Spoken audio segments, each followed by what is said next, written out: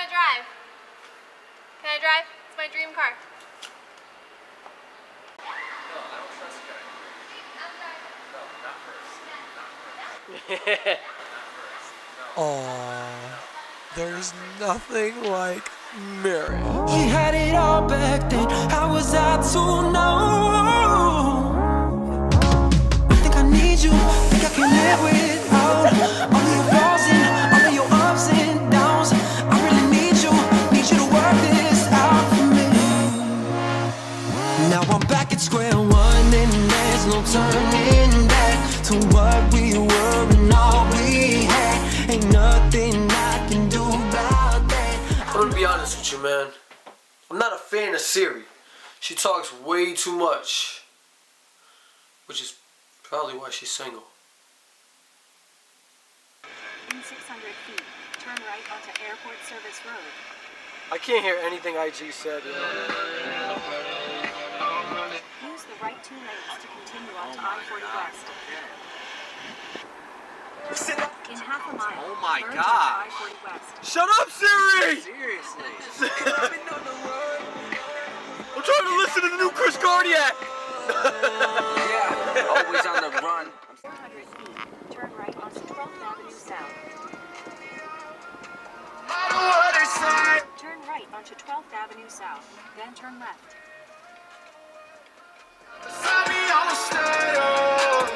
In 350 feet, turn left onto Laurel Street.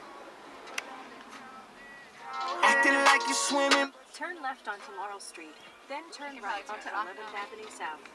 Call me like late. Call me whatever. Airbnbs are dope, bro. Like dope. I never knew that these things existed. I didn't know you could just rent a house. Like, so glad that we stayed in this place, man. I had this awesome room. I'm like, yo, I'm all by myself. Word, like, it was awesome.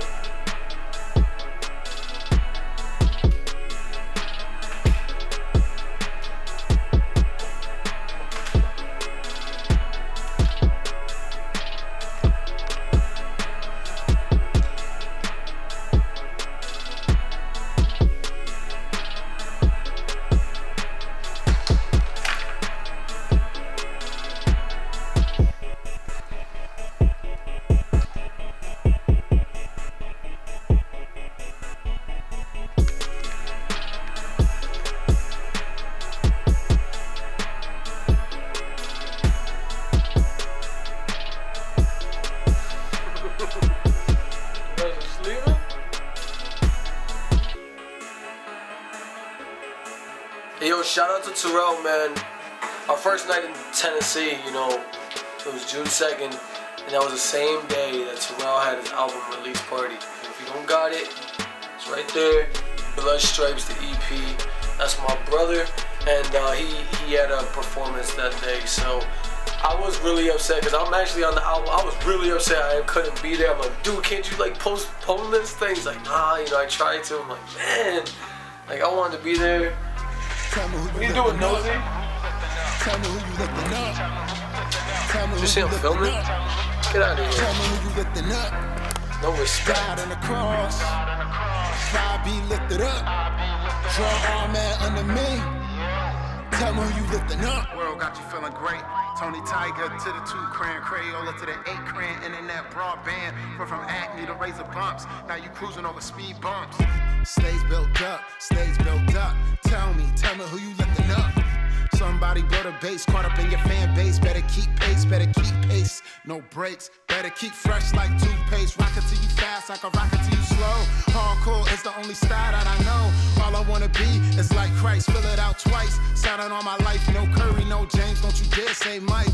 What you know about sleepless nights, physical trauma, all night. Blood, sweat, blurry eyesight, blood came streaming down, Earthquake pound when they hit the ground for mainstream. Wet underground, when the velvet enemy wanna quit.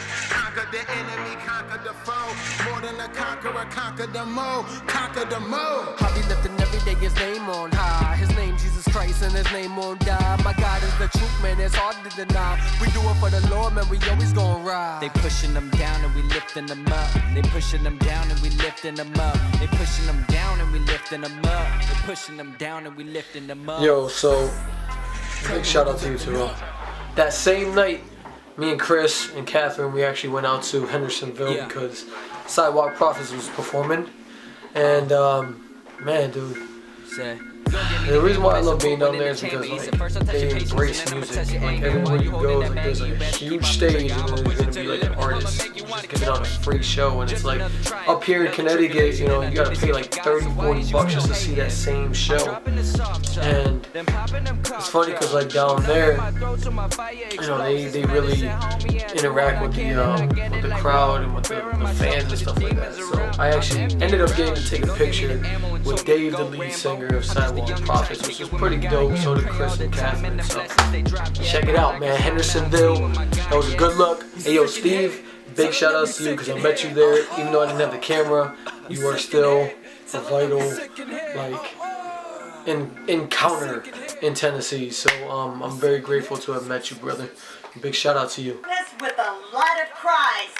This is the 11th annual Raise the Praise Festival. Hello, Hendersonville, Tennessee, and welcome to Drakes Creek Park. I'm Joyce Stark, president of Raise the Praise, And I'm Rhonda Carver, treasurer of Raise the Praise. we hope you have enjoyed the lineup so far with the incredible Eleni Naomi, along with the incredible... I am just like everyone. Jesus, I need you, I need your love. Come and save my life. Tell me what I need to hear. Tell me that I'm not forgotten. And show me you're the God who will be more than all I ever wanted. 'Cause right now I need a little hope. I need to know that I'm not alone. I can hear you calling me tonight. Lord, I know that you are calling me tonight. Jesus, only you can save my life. Yeah. Save my life, Lord.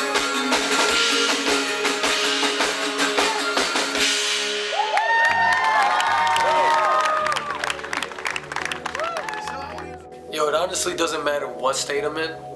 I'm going to church on Sunday. I am going to church on Sunday. And you can sit there and be like, yo, why is this dude so different? Because Jesus changed me. And I'm very, very, very, very, very proud of that. I love you, Lord, above everything. So, regardless, I'm in Tennessee. I'm still going to church, homie. Still gotta get the word in. I still gotta be around prayer. I have to be in worship. It's the greatest thing.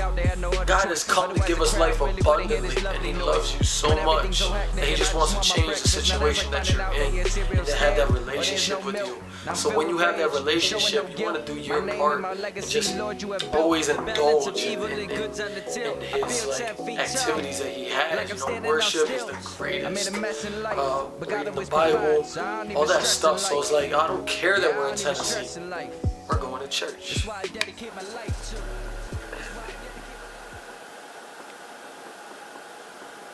Cross Point Church. To live.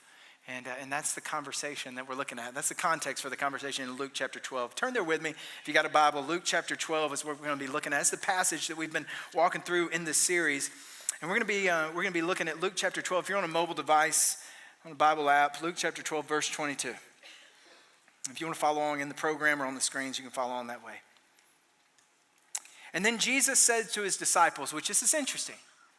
I know we were just getting going. I put the brakes on. But Jesus is talking with the crowd before this. It says that thousands had gathered to hear him speak, that there were thousands of people, and people were even trampling upon. It says they were trampling on one another to get to Jesus. So Jesus is speaking to this huge crowd. But then in this moment, he says, hey guys, huddle up.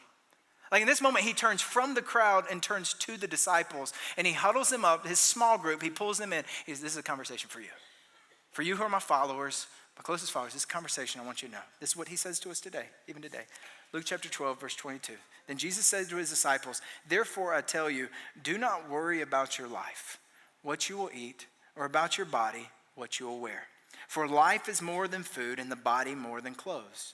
Consider the ravens, they do not sow nor reap, they have no storeroom or barn, yet God feeds them.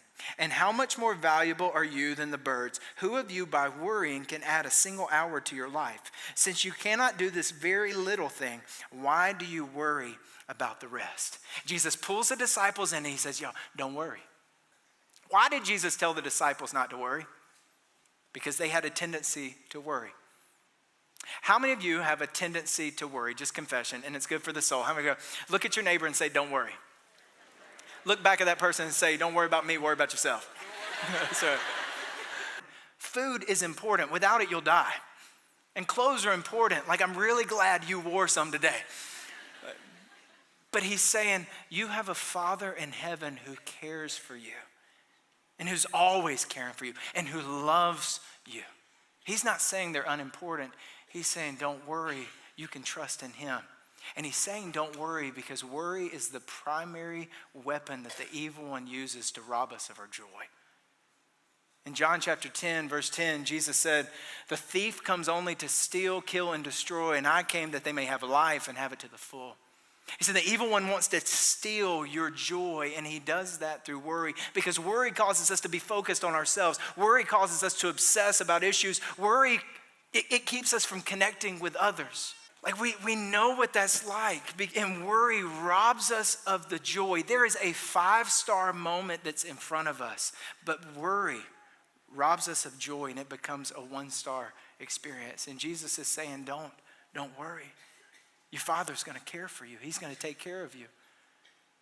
And then he says, consider the ravens. Look, he says, consider the ravens. They don't sow or reap. They have no storeroom or barn, yet God feeds them. And how much more valuable are you than the birds? Jesus said, think about the birds. They don't have ulcers or high blood pressure. The birds know that God is going to take care of. God takes care of the birds. And if he cares for the birds, how much more is he going to care for you? I don't want to go home. No, I seriously don't. I enjoy Tennessee so much that when God said, you know, I know the plans I have for you to give you hope in the new future, it felt like, man, dude, like I want to be here. Like, you know, like Connecticut is hindering my growth to do something that I'm trying to do, you know, but see, I submit and I surrender myself to the Lord all the time. I'm just like, Lord, I don't understand this, but I surrender. I need you to, like, help me, you know? It's like, you know my desires, you know the plans that I'm trying to do, because I feel you gave me these plans, you know? And when I was in Tennessee, man, the day I was packing up, I'm like, man, I really just don't want to leave. Like, I just need that, like, new chapter. But since I've been back, man, there's been so much that's changed, you know? And I'm grateful, because with change, it's like there's progress. You know, sometimes it might hurt to, you know, exit a chapter, come to the end of a chapter, but it's like I know that things are going to come along together, and I keep my faith in the Lord Jesus Christ all the time. That I'm like, man, I need this, like, to come to life, Lord. When you said you know the plans you had for me, I need that to come to life. And yeah, it's gonna hurt. Yeah, you're gonna want to just hurry up and just get through it, but man, just trust him, you know. And I try to tell myself I gotta love this process, because when I get through it, I'm gonna look back and be like, man, I kind of miss it, you know. And I remember that time, and you looking back like, man, I can smile now. I couldn't smile then, but if you knew what you know now, man, see, that's the thing. Like, I'm always trying to stay like, Lord, this is the plan, and all of a sudden it's like, nah, that's not my plan. But I got you. It's gonna be something like that, but I got you. Don't worry. We're gonna do this. I'm gonna strengthen my child. So, just stay focused, stay hopeful. You know, stay full of faith. Be in prayer.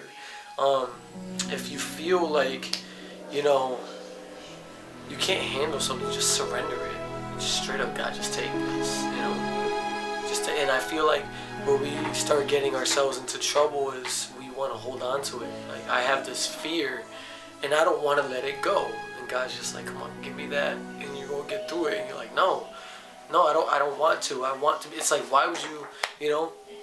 But just surrender it, man. God's got the greatest plan for us. We just sometimes push him away, and I'm not trying to do that. God, you got me.